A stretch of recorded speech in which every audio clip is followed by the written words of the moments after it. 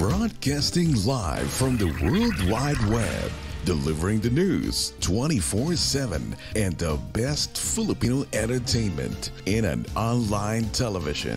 Blockbuster movies, great shows, music videos, and more. Serving the Filipino community in Northern America and the rest of the world. This is MCBN.TV, connecting our world.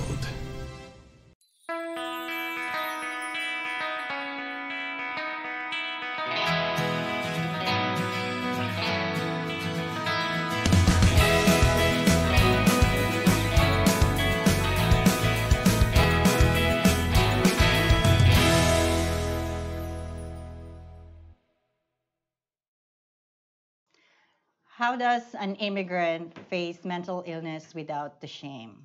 And are we educated enough to rise above the illness that succumb probably a lot of like family or loved ones or even in the community? So today we are joined by Micah Panjaitan and Loisa Aquino and who are brave enough to actually be part of the discussion and in their young lives. So hopefully you'll join us. Stay connected. Ask some questions. I think this is an opportunity to do that. So stay tuned.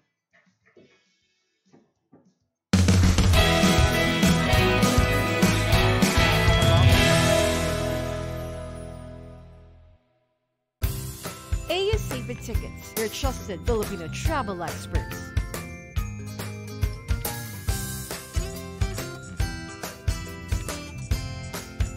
We offer daily hot deals, 24/7 customer support, Tagalog-speaking agents.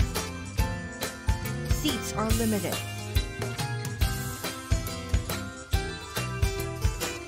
AU Save Tickets, the only travel agency you need. For the first time ever on a Toronto stage, Cheeky Crown Media, in association with Stayman Estates and MCBN Media Group, in cooperation with Black Diamond Event Management, present Diva to Diva. Diva to Diva.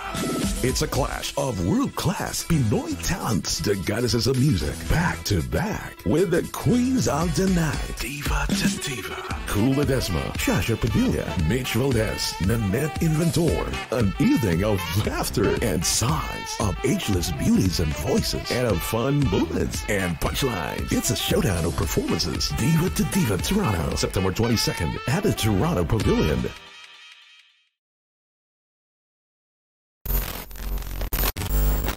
Caregivers, unite!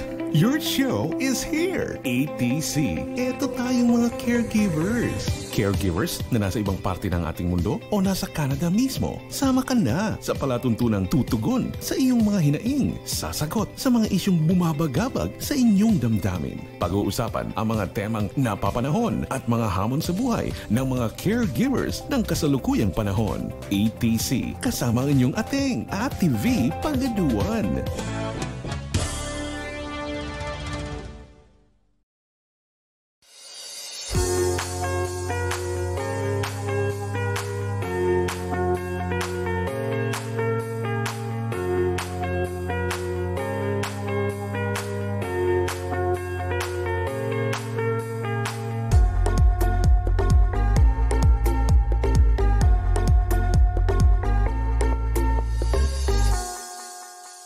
This program is brought to you by Action Honda, where car ownership is made easy.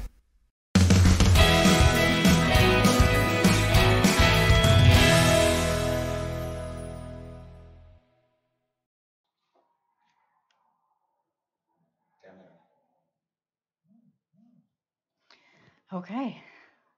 It's kind of like I was thinking about this topic. It's like it's sensitive. And not a lot of people probably not understand how to navigate this, especially if you're a loved one, know or probably don't know. And we're trying, like I think, even for the audience, we're not trying to be an expert. I can't. And sharing your experiences, your wisdom, and perspective, I think help people kind of like, okay, I want to be part of that. What do I need to understand? Let's start about shame about mental illness. Does it exist? And how we're going to navigate that? Go ahead. It does exist. Yes, shame with mental illness Yes. does exist, Mm. obviously for the people experiencing it, and obviously for like their close social circles, especially if they know about it. Just because, again, like you said earlier, um, it's like a heavy thing to carry, and especially if you don't know how to deal with it or talk about it or navigate with it, it becomes sort of this hush hush burden thing, like on your immediate family, and then especially if other people know about it, then it becomes more complicated. So yes, there's a lot of shame in that topic. If it starts that, like, okay, I know there's something wrong, Hmm. where do I go from there? I Like, think what do you tell people? I feel like the best thing you can tell someone when they realize that they're struggling and they're able to admit it is to let them know that they're not alone in it, that there are people around them that care about them. Whether it's your friends, your family, a teacher, anybody, the first step is reaching out and getting help. And that's acknowledging that it's okay that you need help and it's okay that you're not okay, but you need to do something about it. Because to get help and to understand that you are going through something, that's very strong of you to do that, to understand that maybe you do need help and you're not someone that can go through this alone. And so the first step is to have this conversation, which is a big reason why I love advocating for mental health. It's because you don't have to have money, you don't have to cut off your leg to help someone when they're struggling with their mental health. You simply just have to have a conversation. So, and this is, I think, part of kind of like the issue, and a lot of people probably not reaching out, like, now I come to you. So the person now receiving this news and like, what can I do? What should my response be? Because it can probably be a shock for people, and probably you have experienced this already. Like, but it's almost like you're crippled to like a response. It's something that I don't want to hurt this person, but I don't know what to say. Is there a right thing to say when you're approached with this? I don't think there's necessarily a right thing to say, but I think there's a wrong thing to say. I don't Okay. think that you should let them know that I don't know what to do, or like I've never happened this before. I think it's so important to let them know you're there for them and let them know that you understand and you hear them, that they are struggling, and let them know that it can get better and that they're doing a good job simply by talking about it. That's the hardest step beyond anything else. It's acknowledging that you do need that help. So I think the wrong thing to say would be you're crazy, or I don't believe you, or that's not real, which is something that a lot of people get these days, and that's so unfortunate because if only people knew how hard it was to actually get out and say, I'm struggling, I think the right thing to do, there's so many right answers. You could let them know that you're there for them. You could help them find a place to get professional help. You could let them know that if they're ever feeling a kind of way, that you're always going to be there for them. And that's essentially what our society is missing. It's just straight compassion and empathy to understand that people do struggle.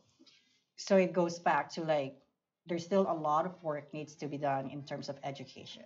It's a lot of like raising awareness. It doesn't only happen. It has happening right now in schools, in the workplace, probably like, why we need to talk about it. I think that's probably part of the response. And a lot of our organization is like, what do they need to do to step up? And is this really a responsibility of an organization that you yourself, like, if you need to reach out, go reach out and talk to someone? And I think a lot of it is like the ignorance or fear of the response back, or fear of people, like they're gonna be gonna be distant to them. And the same thing with family members, like like me as a parent, like yes, they're young, but what should I do? What's the first thing as a parent should do when this become kind of like a reality for them?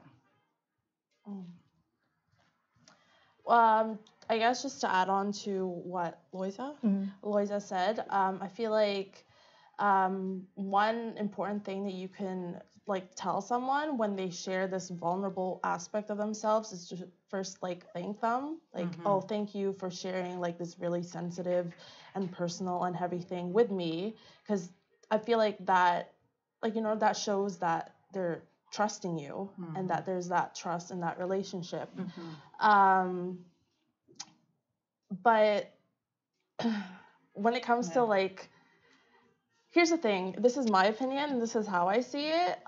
It's sort of like mental health is just an aspect of our lives, and someone with a mental illness, that's an aspect of their identity.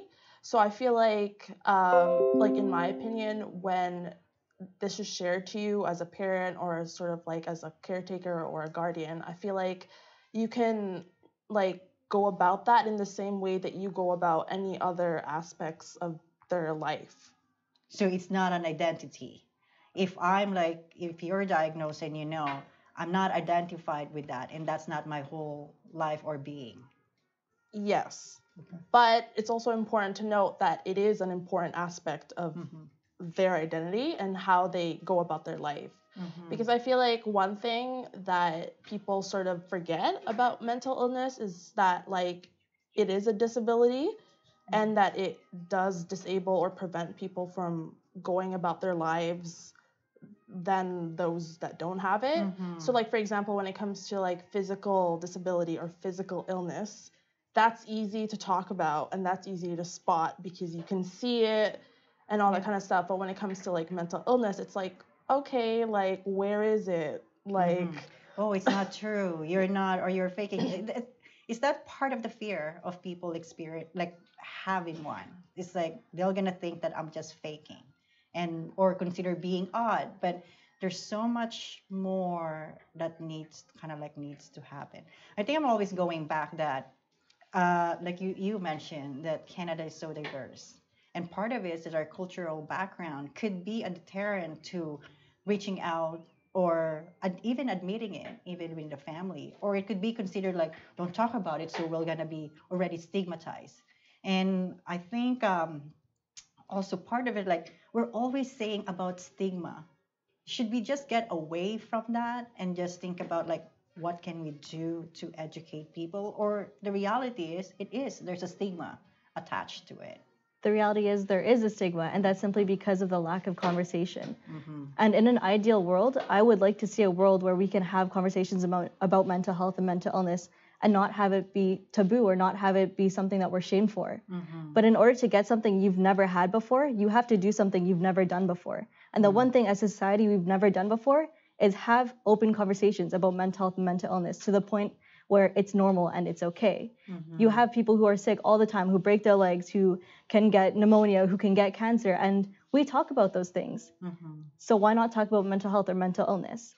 And it's uncomfortable, and it's okay that it's an uncomfortable conversation. It's okay that it's touchy, but it doesn't mean you shouldn't touch it. And that's something that people often get mistaken. Just because you're uncomfortable means you shouldn't do it. There's no growth in society or within a person by staying comfortable and being complacent.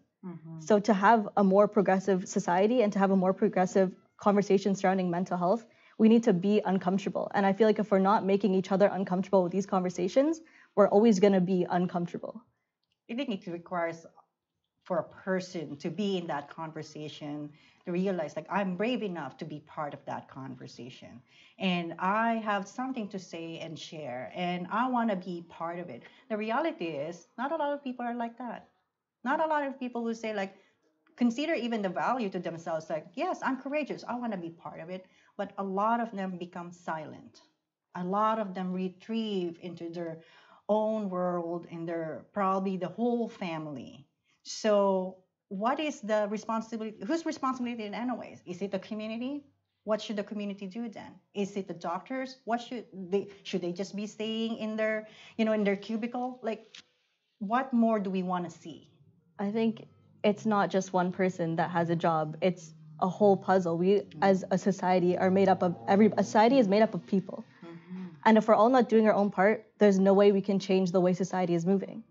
So if we're able to have doctors who understand mental health and really do value the whole concept of mental health, if we have parents who are willing to understand and hear their children, if we have students and teachers who are willing to learn about mental health, how to have these conversations, how to help somebody, what exactly is a mental illness, then we all have our own part and we're going to move into the direction we want to be moving.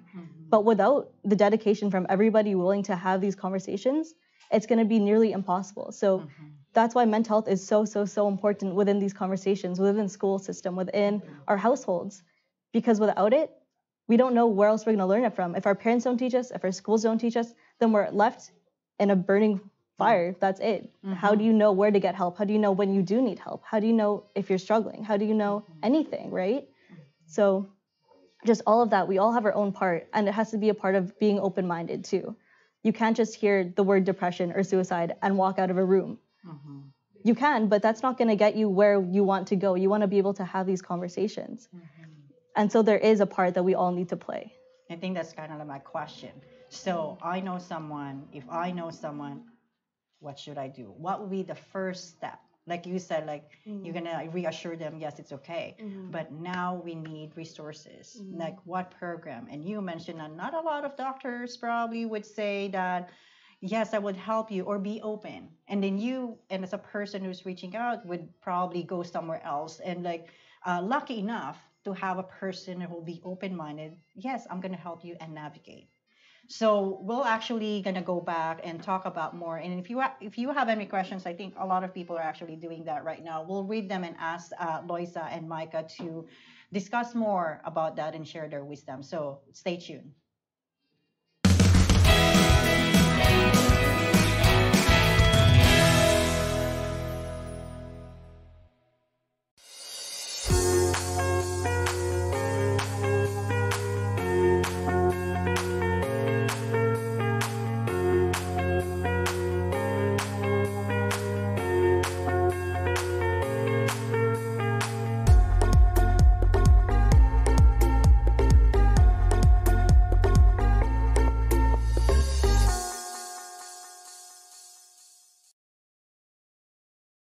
Initiate transmission now. MCBN TV. It all starts with PinoyRadio.com, trailed by Crosswave Radio.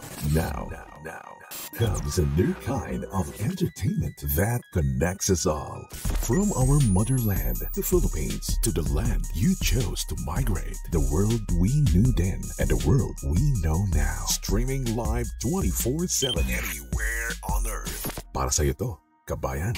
This is MCBN TV, connecting our world. Taste Filipino food on the run. Join Tikim, the first ever Filipino food fun run in Toronto. September 22, 2018. Earl Bales Park, Toronto. Register now. Visit mytfc.com/Tikim Toronto for details. AS Save It Tickets, your trusted Filipino travel experts.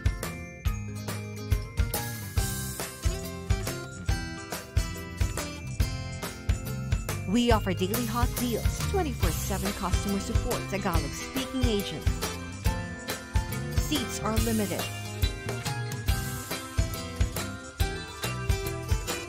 AS Save It Tickets, the only travel agency you need. At UMS Healthcare College, earn your diploma and NACC certification for personal support worker program in 6 months. At UMS, you can get the best education for PSW program and committed quality training through our healthcare staffing agency. Register with us today and receive 15% off on your tuition. Visit our website, umsmed.ca, or call at 416-495-9000.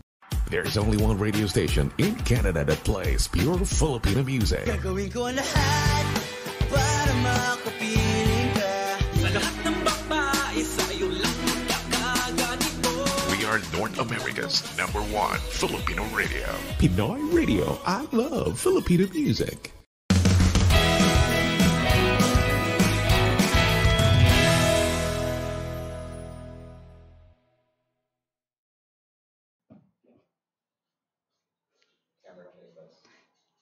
I will continue that sentence. Yeah, Okay. No, actually, we're back. But I like what you were saying. There's a movie. A show. A show. Yes, Yes. a show on Netflix. Because I mentioned earlier that there's a lot more, I think, to touch that a lot of people being impacted by someone who has a mental illness. Like, let's just go simple as like as a family. And I mentioned and shared that I grew up with a sister with cerebral palsy, and for me, that's my normal life.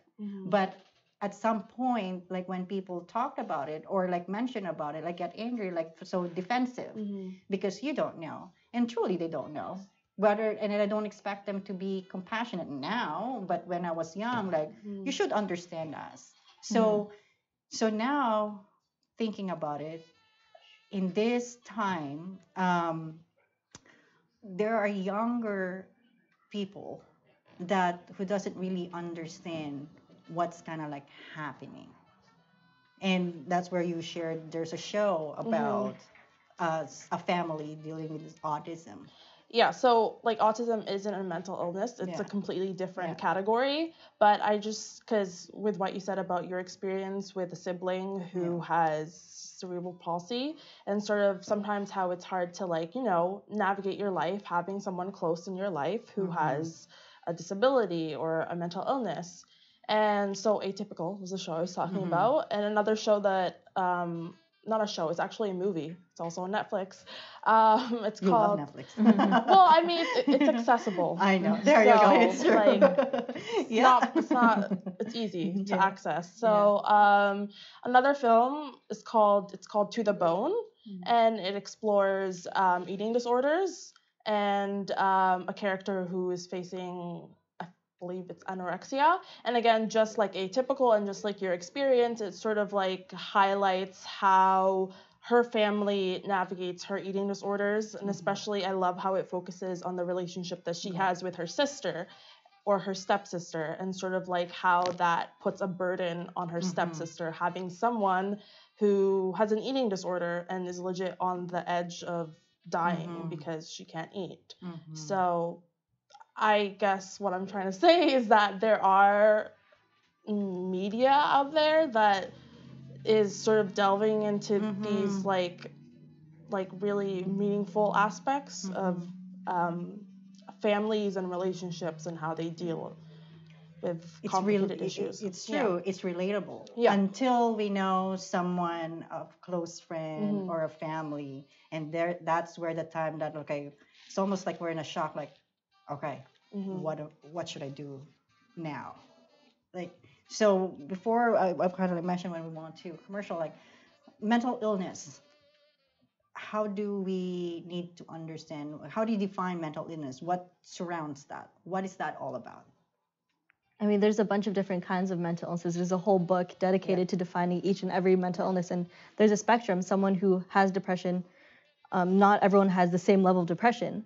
Not everyone has the same level of anxiety, the same type of anxiety, the same type of bipolar disorder. There's so many different things that people can have, just like if you have cancer, there's so many different types of cancers you can have. And so it really depends. I feel like for each person, there can be something that triggers them. There can be something that they feel that causes them to have depression. And to you, it might seem like such a small thing, like losing a game. But to another person, it could impact them in a way you don't even understand.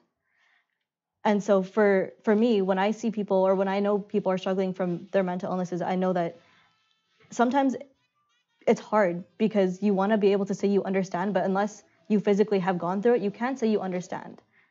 But that's hard though. It's like I can't really live your life having a mental illness for me to understand. You can have empathy for them, but it's really hard to say I 100% understand step by step what you're going through if you haven't had it. And that's where it gets really difficult because you feel alone and you want someone to understand exactly what you're going through, and you can't put words to it sometimes. So how do you explain to someone what you're feeling when you can't put words to it? And that's where you just have to care. You don't have to be a medical professional. You don't have to be anybody. You don't have to have... You don't need to be an expert. No, you don't. You just have to be a good person. You just have to be a kind person with a kind heart that's compassionate, that has empathy. And that's all we really ask for in this world.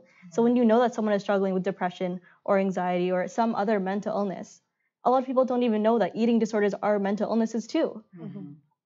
And that's a really big issue because that impacts so many young, especially teenage girls.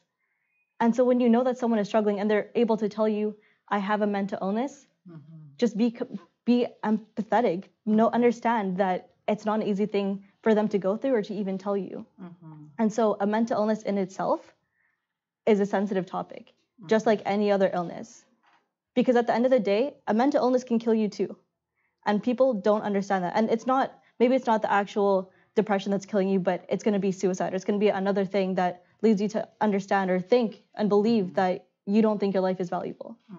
So the whole concept of mental illness is very, very, very touchy. And it's very unique to every single person. I don't think any person struggles in the same way as any other person because we're all our own individuals. We have our very own stories. So to say that this is the unique definition for a mental illness, I don't think it'd be fair to say that what troubles me is the same thing that troubles you. And so at the end of the day, I think we just need to be people, not kind people with hearts that understand that a mental illness is an illness too. And just because I don't have a cast on my arm, or I didn't have surgery for it, or because you can't physically see what's wrong with me, you still need to understand that that's something that is a part of me. Like Micah was saying earlier, your mental illness is a part of you, but it doesn't have to define you as a whole. You don't have to be that person with depression. You can still be you, and you have depression, and that's okay. But you can't let it control your life and define you. I think with the rise of the social media also, and there's two big names that back to back, Kate Spade and Anthony Bourdain lost their lives in suicide. With this type of news, does that help, or does it also start conversation and let's start being more aware and try to reach out to people that we didn't know the signs? It's almost like you lost the time of like able to help, and then suddenly they're gone. So the social media then is a helpful tool, or itself is endangering those people who's actually experiencing type of depression that could turn to a suicide? I think it depends on how you look at it. If you want to see it as something that they got this much attention from suicide, I want to do it too. You can look at it like that, or you can look at it the way that I did when I lost one of my best friends to suicide. You can say, he's not going to lose his life for no reason, and no one's going to forget his name, and I'm going to make sure of it. And you can make that the conversation. You can have the conversation saying, this is why you should not end your own life. This is why your life is valuable. This is what you can do with that pain, and you can turn that pain into passion, but only if you choose to. There's two different perspectives that you can choose from. And I think as a person who has struggled, and as a person who could be struggling in that moment, it's very hard to see the perspective as to why you should not give up. And that's why it can get very dangerous. And that's a lot of the questions that I get is, what about copycat suicides, right? And I think that's a very good point. I think that people can look at suicide and say, this is how much attention they're getting from it. They're getting this. Everyone's saying that they love them. But suicide is 100% preventable.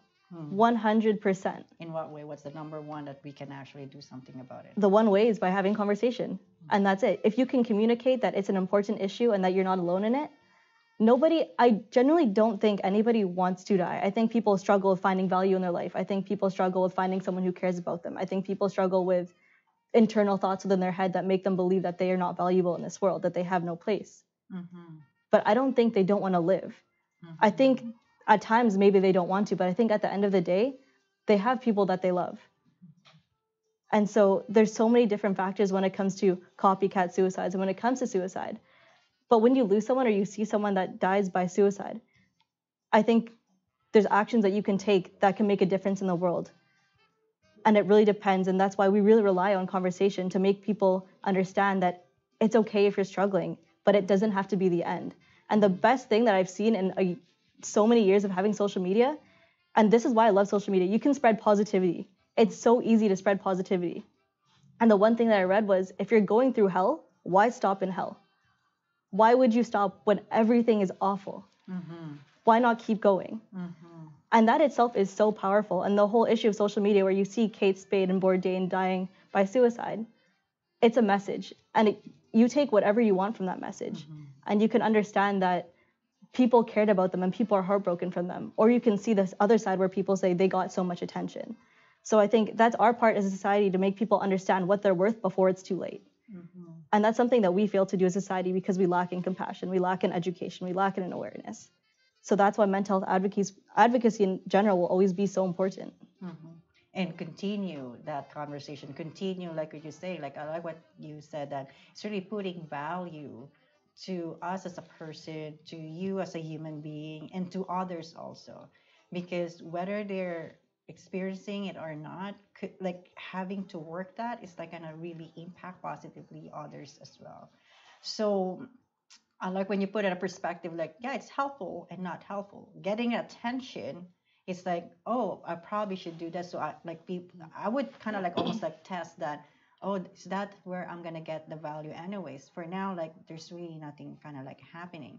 But when you're down, the only way is really up. There's nowhere going down. Just go up after that, right? The best thing that I love about that is that when people say they're at rock bottom, not only is there nowhere else to go but up, But a rock is a solid place to have a foundation, to go nowhere but up, to understand that your life can be built on the very, very, very bottom that you could ever be. And the bottom will always be there. The bottom's not going anywhere. And if you think about it like that, it's not that bad being at the bottom. From that, you kind of like learn, like, yeah, you're right. I like that. Like, that's the good foundation. You're almost like stable. And then, okay, we're going to go up here from then on. I just wanted to add in the topic of social media that, especially I feel like for younger folks, so like late teens. You are? Yes, so me. So like early teens all the way to like mid-20s, late 20s. I feel like with the use of social media, people have been able to develop and create communities with other people who experience the mental illnesses that they also have. So, like, for example, people that I follow, let's say on Instagram, like they share themselves sort of like the hard days that they go through. And so like reading someone explaining it and articulating about their pain or their hardship, that sort of like brings comfort to you because it's like someone's putting words to whatever you're feeling. So I feel like that's also something positive. Social media can be messy, but that's something positive that's how it's become a positive medium for people, is that they follow people that they consider their positive role models. And then it sort of creates like this community for them. Yeah.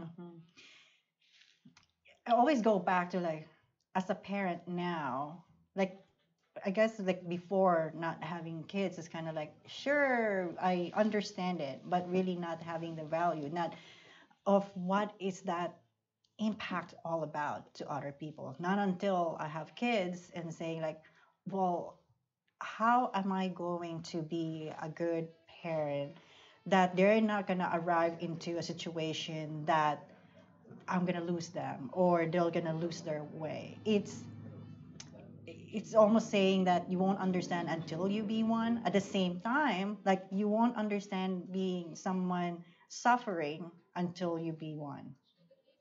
So at some point, like whose responsibility is it? Like we're really how much more that we can actually push someone that I want to help, but the person doesn't want to really reach out for help. But where do I go from there? I know there's too many questions, but it's almost like it's really hard. It's difficult. You're sensitive. It's fragile. Like it's all there. So where do we go from that? Yeah, that's a heavy question. I know.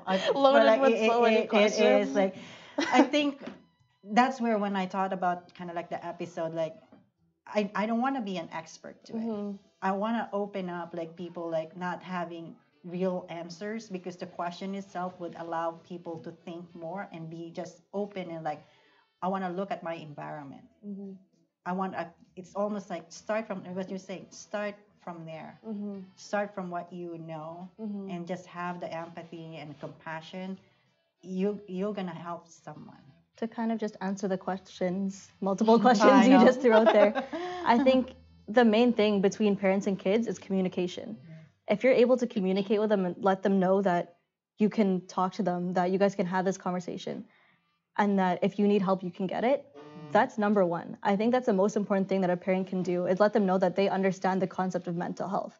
Because if your kid broke their arm, you wouldn't say that sucks, or I don't believe you. You're going to go take them to the doctor.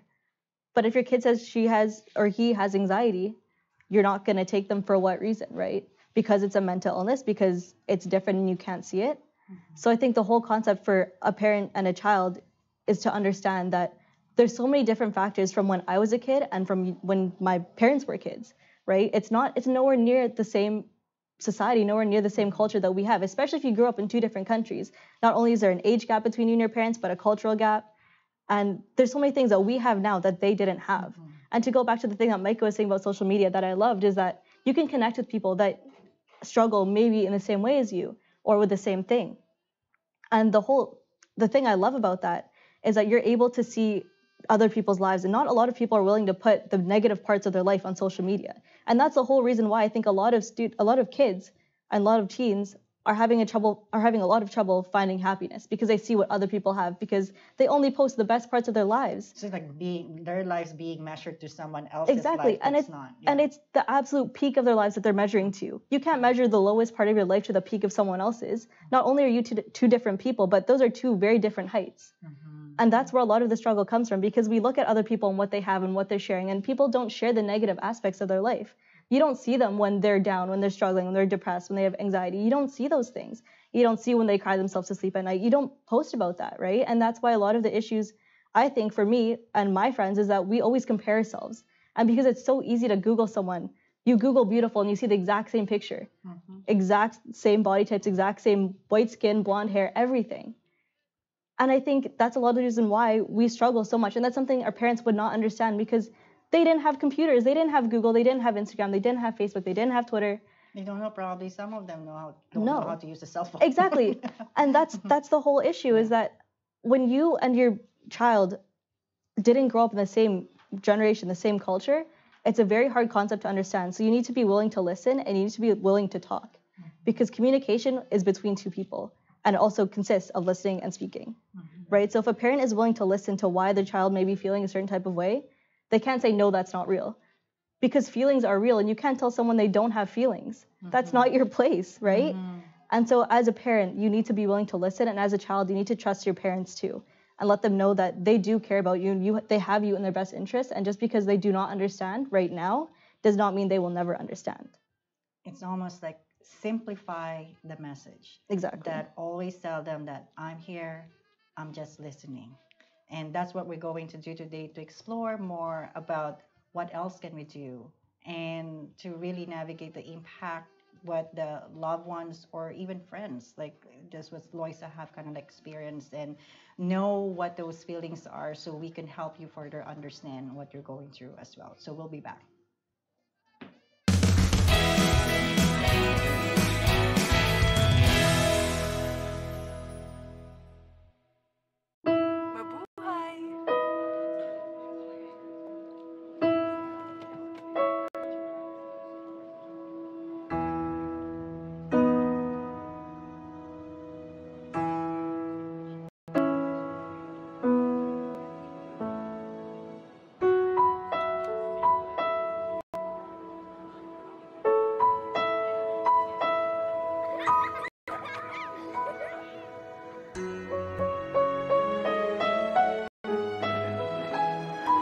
Homecomings. Fresh starts. Goodbyes. Over the last 75 years, the unique warmth of our people has touched millions of lives. The heart of the Filipinos shining through. Filipino lights shining through. For the first time ever on a Toronto stage, Cheeky Crown Media, in association with Stayman Estates and MCBN Media Group, in cooperation with Black Diamond Event Management, present Diva to Diva. Diva to Diva.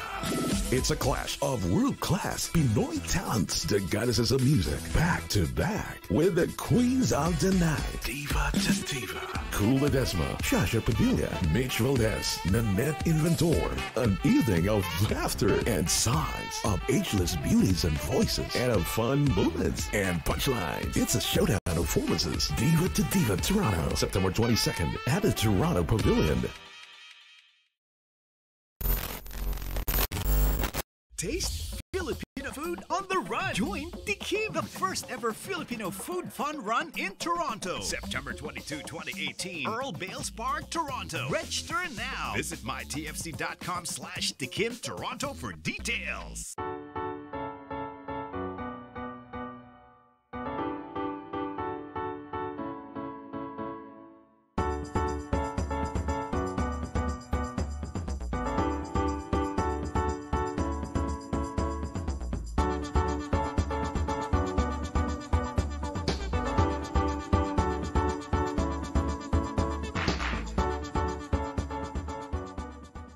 We should go, baka matraffic tayo. Yes, come. Alex, the flowers, please. Alright. Alex. Okay, okay.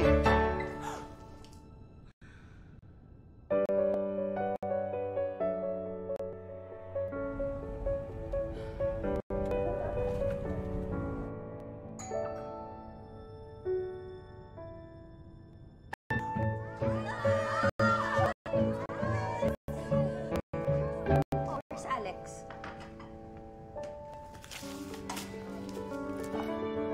Lola!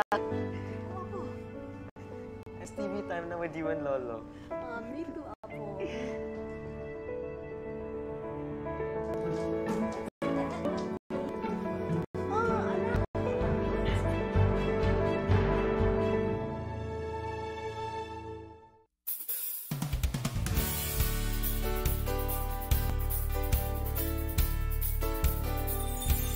There are moments that stand the test of time, from a sight, a sound, or scene.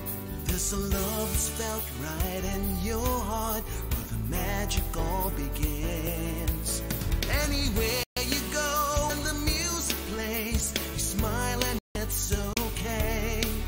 From the radio, our song is played, the love that's shared today.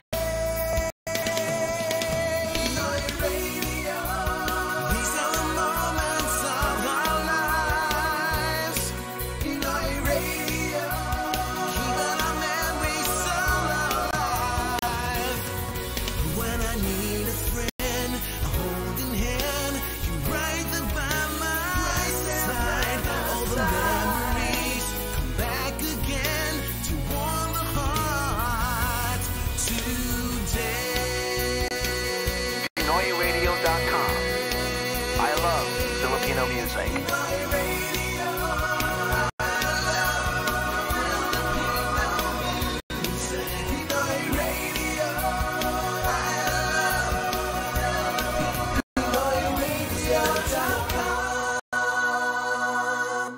This program is brought to you by iRemit. Sa iRemit, may ngiti sa bawat padala.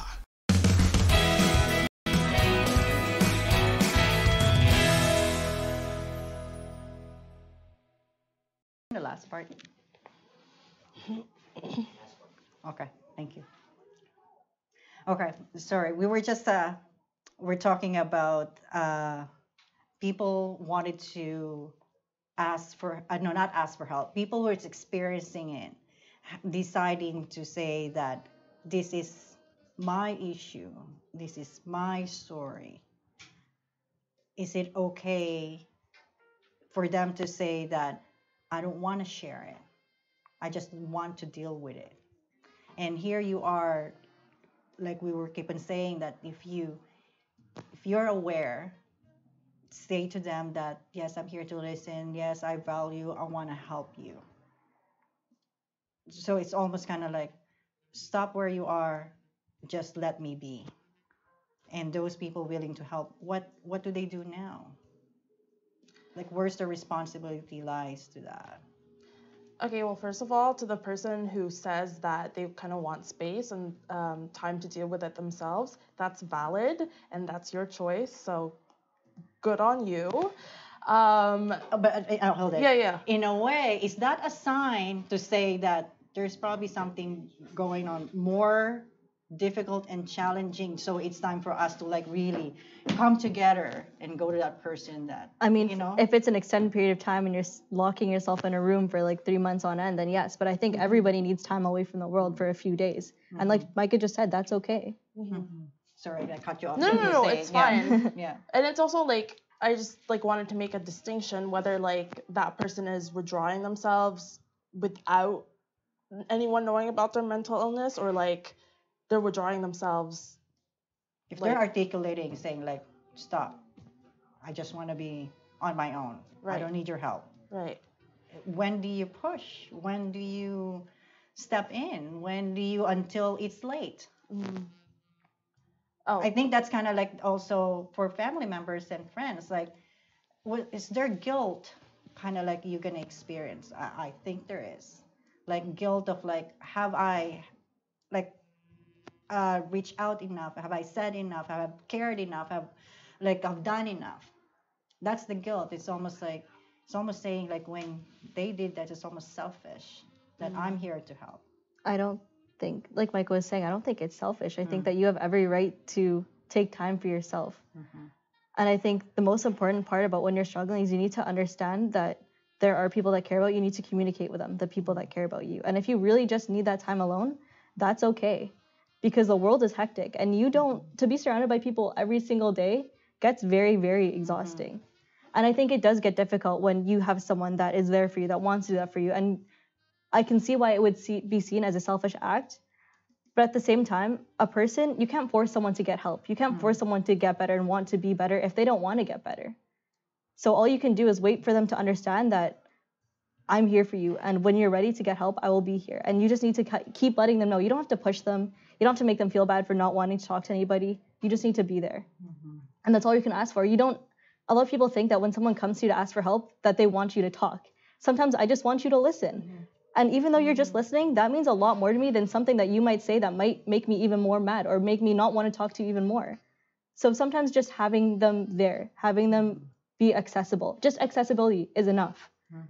And that's really it. And it's not selfish, I don't think. I don't think that's selfish at all, because if you don't think anyone else in your life understands you, then why are you going to waste your time and waste your energy explaining to someone that you know would not be able to understand? But if you know that they're there just to listen and for the sole purpose of being there for you and having someone that does care about you and love you, then I think it's okay if you want to be alone. But I don't think it's okay to isolate yourself. I don't think it's okay to push people away. I don't think it's okay to not get help when you know that you do need help. I think you really need to listen to people around you and understand. And you need to not just listen, but hear them, take them in, and understand that these are people that care about you. And this is what they would like you to do, but you don't have to do it. But at the end of the day, they are saying it to you because they love you and they care about you. It's almost like I'm not here to treat you or take it away. I'm here to alleviate any burden and pressure, to kind of like help carry the load. It's more, there's an impact to that, to say that, yeah, it's simply, you're not alone. Let me help carry some of it. And even just knowing that you're not alone, even if you can carry it yourself, but knowing that even if you can't one day, that there's someone there for you, that counts for more than people know. You were going to add something. I forgot now. Yeah, I forgot. Sorry. What's that in my head? Where is guilt? Would guilt exist when you lost someone? Is it okay to feel guilty of, have I, like what I said, like have I, what should I at least could have done, or that's okay, and feeling guilty and talk about it, like just to really understand what that's all about. I mean, I think guilt's normal. When I lost someone in my life to suicide, I thought there was more that I could do. But at the end of the day, I did what I did in that time. And it makes me question how I treat people in my life. And it made me question, how do I show love to the people that I love? It made me question, how do I show love to random strangers, right? Because you don't know who's going through it. But guilt is normal, to think that you could have said more to them, been there with them, been talking to them more, like actually have conversations with them to understand where they really are in their life. And guilt is normal. But at the end of the day, feeling guilty isn't going to change the fact that you already lost them. The most you can do is move on and realize and understand that you can change how you can feel whenever you lose someone in your life. Because for me, I realized that I wasn't doing my best with my friend. I wasn't at my best. I wasn't constantly communicating with him. We weren't at a good spot. And that made me realize that I need to be saying I love you to everybody that I love. And not only saying it, but showing it, right? And having people in my life that I can have these conversations with. And I felt so guilty. I was only 15 and I felt guilty, right? And I know that everyone else that was friends with him felt guilty, because we know that we should have been there. But at the end of the day, it's done. And all you can do is make sure that people don't forget his story, people don't forget his name, people don't forget his smile. And how do you do that? By showing love to other people, by being compassionate, by having empathy. And at the end of the day, that's all I know that he would ever ask for from me and the people that he loves. Live to the story and legacy that would help other people not feel guilty, or yes, feel guilty, and what you're going to do after the past that already have happened. Mm-hmm. So what you're gonna do more? And you've done a lot. Like Peace of Mind, I think, came out from there as well with Yeah. that initiative. And is that the number one motivation for you when you created that? 100%. Yeah. Peace of mind only, for me, I was only so passionate about it because I knew that for someone that I've grown up with for basically my whole life, there's no way that I'm gonna let him be forgotten. Absolutely no way. And for something that within Winnipeg, for such a small city, there was 4 suicides that had happened in the time span of 3 weeks, less than a month, and we lost 4 high school students to suicide. There's no way that was going to happen for no reason. There's no way that they're going to be forgotten. And I wasn't going to wait around for somebody to do something. And yeah, like memorial plaques are nice, but what's even better is making sure that we can all talk about it and making sure that no one else has to go through the things that we went through. And what better way to do that than to talk about it? It's almost like it doesn't stop there. It's just that doesn't necessarily mean someone's life ended. It ends. Like life, their name doesn't have to die when their life ends. And that's what I learned. And I think that's something that really pushes me is that love can be never ending if you choose to let it be never ending. And I think that's the most beautiful part about all of this is that you see something that's wrong and you see something that hurts you. But something that's powerful enough to hurt you is also powerful enough to change the world. And that's something that as a society, we don't see very often. So to be able to understand that there is power in pain and there is power to create beauty is something that really helps me and pushes me when I know that I have to balance everything on top of that and I'm still passionate about this one thing. There's so many things in this world that could distract me, that I could be doing as a normal teenager. But I think the whole concept of having someone's name live on after them is so beautiful. It's so amazing with the two of you. You're so young and you have so much passion to something so sensitive and a lot of people aware about it for now. And it's so what our generation of old people should learn about you then? I think you have so much more to say about that. Well, to point it out, yes, you're right. Like a lot of like information is accessible today. Let's not be hard to the old people like me. It's true. Not a lot of them are accessible at that time. We're just learning, and it's more like you guys are way more advanced than us, and opening up it's almost like as simple as opening up the conversation, and that's where we're going to learn. So what's the big advice for us? I just don't want to leave this conversation without saying, because I'm a political science student, so a lot of like where I come from in terms of my beliefs and stuff comes from politics. And in regards to what you're saying, like for me, the personal is political. So when it comes to mental illness, that's also very much political. Like for example, just you bring up the example of how 4 students in your high school in Winnipeg committed suicide. Was that all in 1 year? Within a month. Oh, within a month.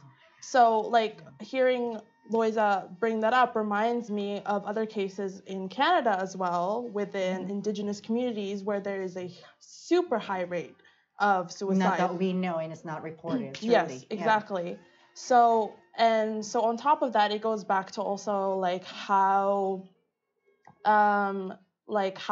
organizations, mental health organizations, go about providing services. Because I know that for a lot of mental health organizations or nonprofit organizations, they're also facing a lot of strain in terms of funding. Because again, goes back to politics and sort of like who gets how much funds, what funds are these used for. So I forgot my main point now, but being a political political science student. Yes. Mental illness is very much so like as I said, personal is political. How mental illness is dealt with in society, how it's portrayed, how it's stigmatized, it has a lot to do also with how like in terms of like politically how it's dealt with. For example, like there's been news over the recent years of like Toronto police not knowing how to deal with with passengers, let's say on the TTC, who have either, I don't know what they had, but for example, when it comes to bipolar disorders, people have manic episodes. So how does public service person, such as Toronto Police, know how to navigate with someone experiencing mental illness? Because again, like we've covered, it's not talked about. Or not prioritized Not enough prioritized, to yeah. put funding, as like you said, Yeah. politically. Yeah. We're not doing Yeah. that. And as a society, we're not providing enough resources or probably programs, or not even wanted to go there. Mhm. It's going to come. Do you believe that? We're going to get there.